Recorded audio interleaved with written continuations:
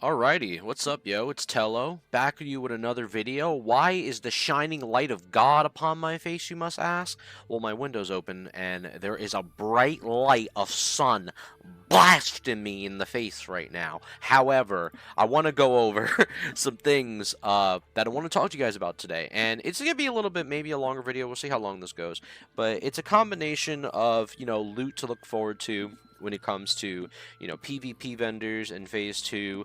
We're going to talk about Gnomeregan actually today as well. Maybe even go over the loot and go over the individual bosses and talk about raid composition, group composition. Good teams to gather up with pretty much. Listen, I'm not good at like thinking off the bat. I just be speaking and saying shit. So stick along and buckle up for the ride, all right? However, I want to talk to you about some of this loot. Now, I'm very much looking forward to the Phase 2 loot that you can get from the vendors.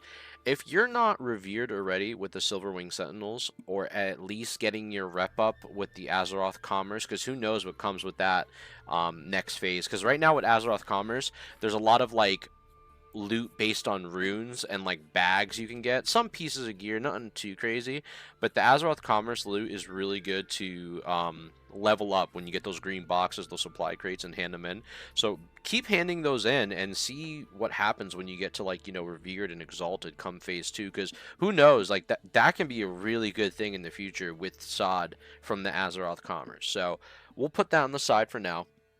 And let's talk about more of these supply officers. Sorry for my chair squeaking as well. I don't know what's going on with that. I need some WD-40 and put some little oil on that bitch. Besides that, yeah, so basically, I'm really excited about the gear that's coming from the PvP vendors, because there's a lot of good stuff that we're going to be getting. Now, we already got, like, versions of these rings right now, and the capes, and a lot of this gear for the levels that we're at the moment. But once you get revered and you're leveling up these vendors, the loot that you're going to be able to get right off the rip, well, obviously when you hit those levels, I know it says like, oh, 43 and 55, ignore that. It's about, that's like the item power it's at, the level you can use them is on the right hand side over here. Um, but this is really good loot, like 11 agility, 7 stam, sentinel medallion, a healing done by spells and effects up to 18, 8 stam, 5 spirit.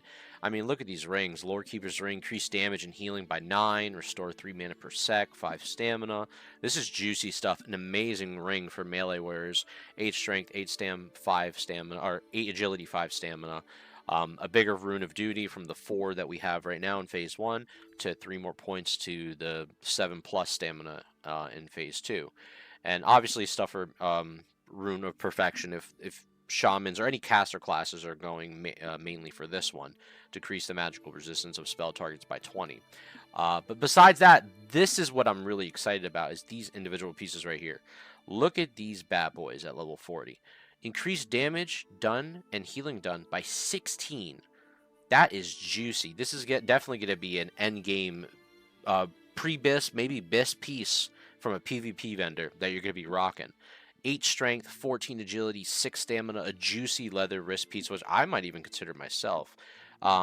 Mail, 6 stamina, 6 intellect, 5 spirit, 28 attack power. That is extremely juicy as well. And then finally, since when you hit level 40, plate wearers, you're able to start wearing the plate. Sorry that I'm swallowing my saliva so much. You know what? Hold on. Water break.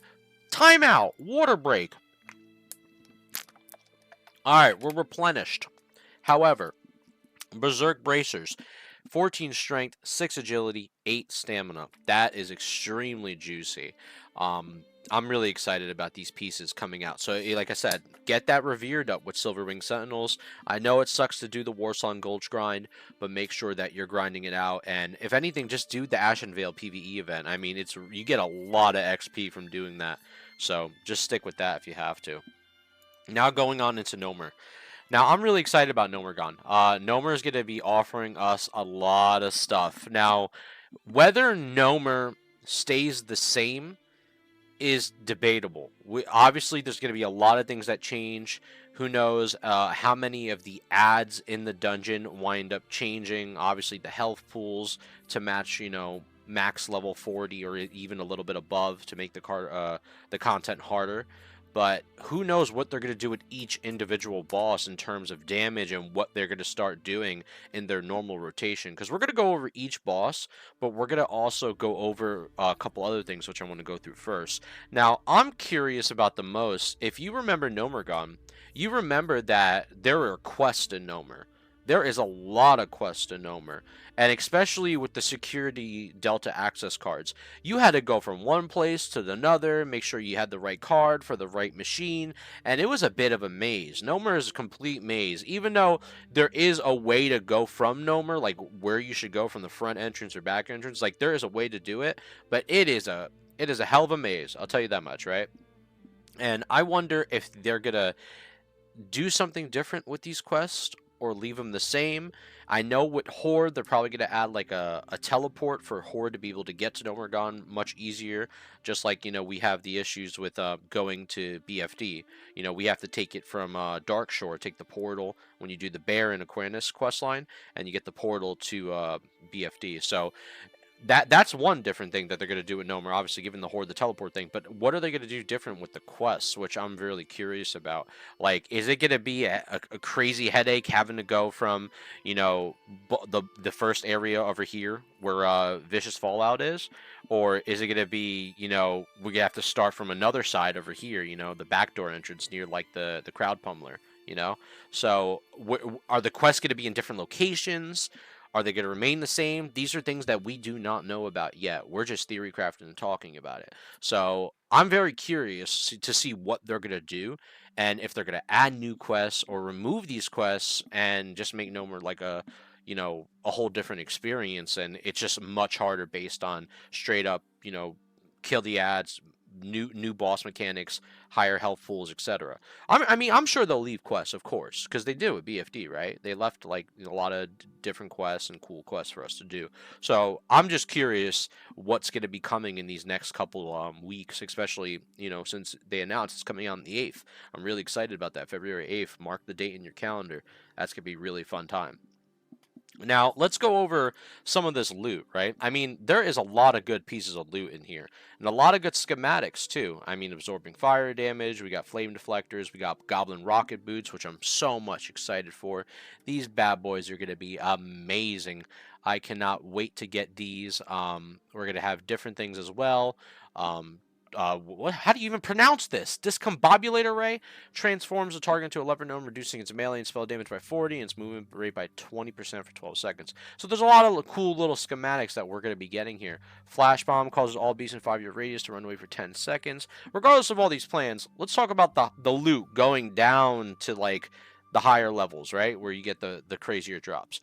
Everyone is going to be going crazy for this manual crowd plumber. I see a lot of druids going for this weapon in particular. I think this is more of a druid weapon than it is almost for paladins and warriors. I do think it is really good though, but the biggest problem with that for me as a paladin, it's really slow mace speed. That typically you want something that's much slower, and obviously the better the slower the weapon is, the more damage output it's going to add up to based on the speed of how weapons work in this game, right? Pretty much paladins and arms warriors and paladins want slower based weapons for bigger damage. But this is going to be a weapon I could see definitely going to druids. We got really good guns, another mace. That seems decent. I'm not sure if this is more of a leading towards the priest side or maybe even a holy paladin. It's an okay mace, but here's the thing, right? All these things are going to change. Even like these swords, all these items, like we can't go based off of this is like classic era, right? This way, Tello. That way over there. I can't even point to the right side of the screen. That way. But basically, yeah, all this stuff's going to change. So I can't go based off the info of what we're seeing now. So all the things that we're seeing here, even the schematics, who knows? Maybe they'll leave the schematics alone, but the individual pieces themselves, they might change the proc rates and percentage values or raw base numbers that we're seeing, like 35, 65 nature damage on this. These things might change to add up with Phase 2 and SOD for Gnomer, right? Me personally, I would be really excited about this Thermop Plug left arm. But these values can change. It can be an upgraded version of what we're seeing of, like, you know how they had in BFD with the Hydra from BFD traditionally, and now the Hydra that they implemented in, you know, SOD. Those are two different style weapons, right? Which with different properties and values. So I think they can make a lot of the values of all this gear change, and the Thermop Plug left arm could be something that's much better. But I do think, like, if the speed remains the same, I won't be too excited for it. I'll be happy with the weapon, but I would hope to see if they add more weapons and things to the PvP vendors, because this is just the vendors that we're seeing now, right? These are just the items that they're showing us, but maybe they'll add different stuff that we're not aware about to phase 2. Once again, just crafting, just theory crafting. We don't know if any of this shit's gonna happen or not, right? But I really do hope that they make this axe a little bit more slower for personal reasons, obviously, because I'm a paladin. I would love this at least at 3.20 than 2.70. But besides that, it's a cool ass axe. I would still use it. And especially if its properties are more up to date and this weapon winds up being, like, you know, at least 2 times or 3 times better than the Hydra, great. That's a replacement weapon. Or just in general, this is a replacement weapon for a lot of people who don't even have Hydra. For my melee people out there, if you're running like Varican's Fist or Smite's Hammer, or yeah, that's really about it. Or any like Tiger based, you know, melee weapon. Regardless of that, there's a lot of cool stuff here, like the charge gear. It's a finger ring, but has nature and arcane resistance. And then obviously we have the cloth headpiece, which has its lightning proc ability with the bolt of lightning, and then how it causes nature damage as well. So what we're seeing already from this raid is that it's going to be really based on a lot of elemental abilities. Like, if we really start looking at the enemies, right? Grubas is not going to be much. Grubas, however you pronounce his name. This is really just a tank and spank fight. It's really an RP fight, and it's the reason why the Gnomer is a longer dungeon, because of one of his phases where he, like, keeps sending out other grunts to come out, and, like, you have to wait a second before you kill him. But who knows? Maybe they add something to him where, like, it gives him a more, you know, smash ability, like, or a sunder ability, where, like, he knocks people in front of him. People are too close, like, he'll hurt them more. Or maybe he does sunders. These are things that we're thinking of, like, who knows what he might change to be. And I'm really excited to see what Grubas might do in the new version of Gnomeregan, or will he just remain the same with a bigger health pool? I really do hope they shorten that RP time, though, so we could just speedrun this bitch, because Gnomer is a long raid.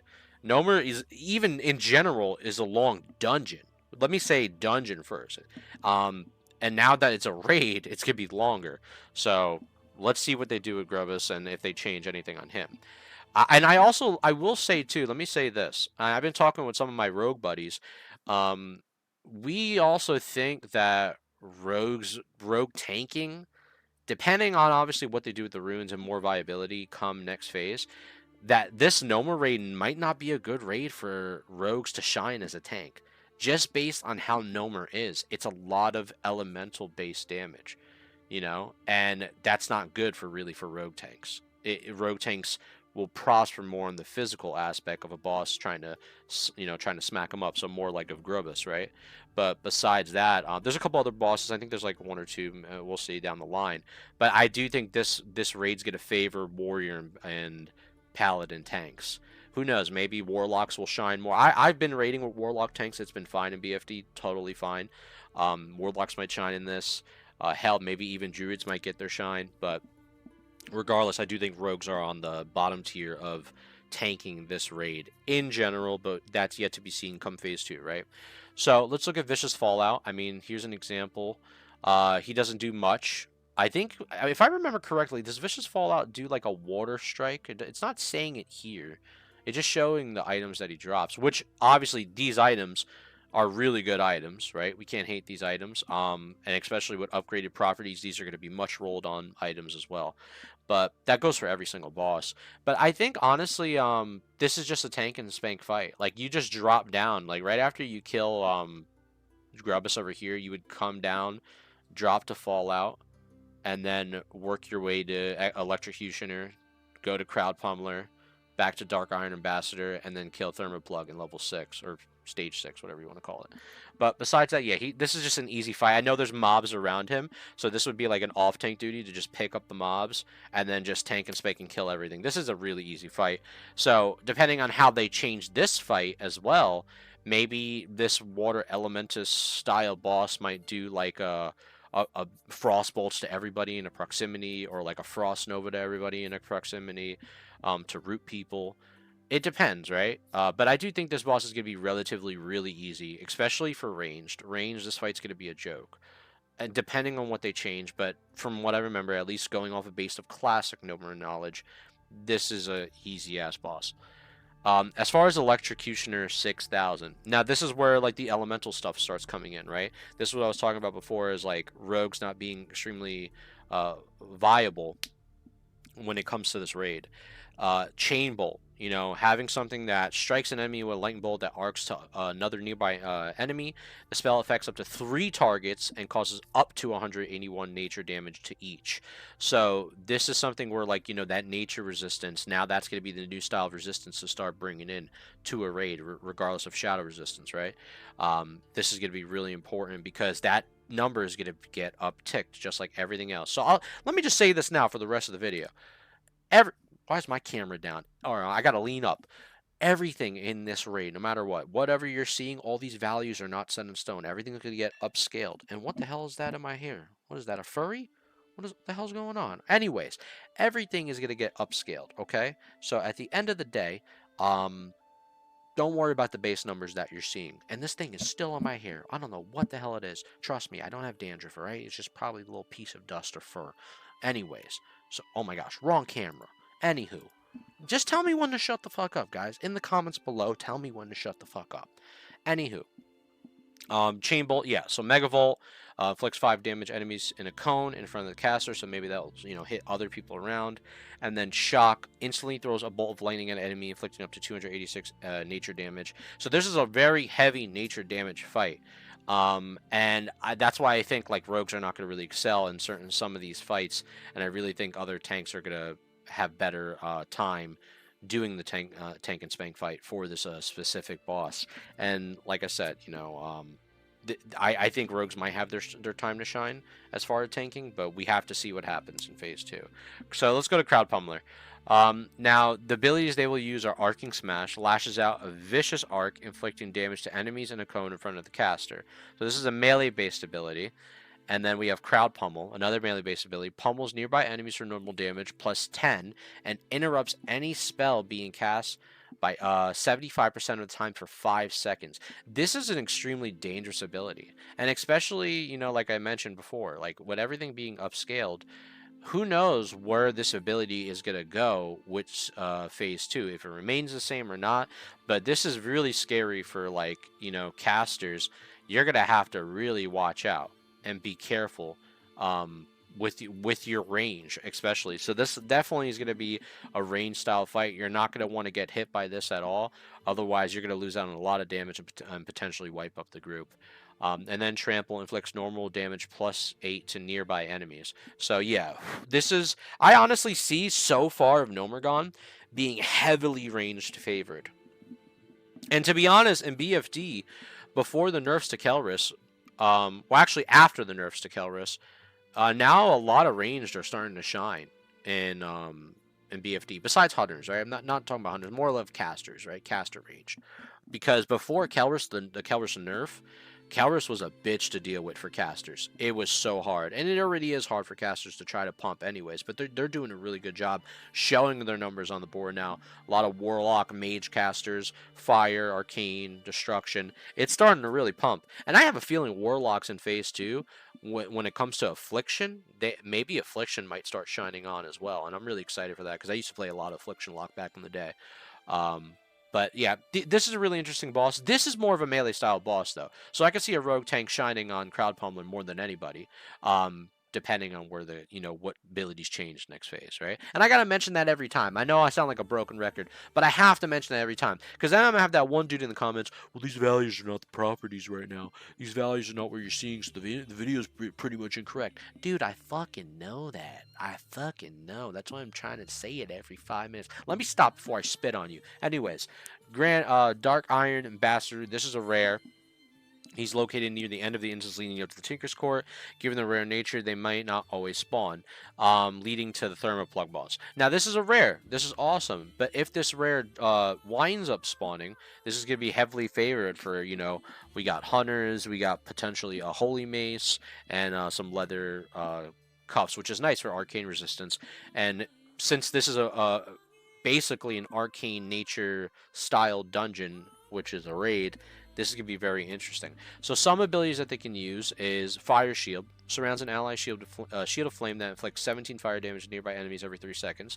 They do a Fireball, traditional Fireball, and they do a Burning Servant to aid the caster in battle for 4 minutes. So basically, it's just a Warlock, okay? This is nothing. This is a joke of a fight.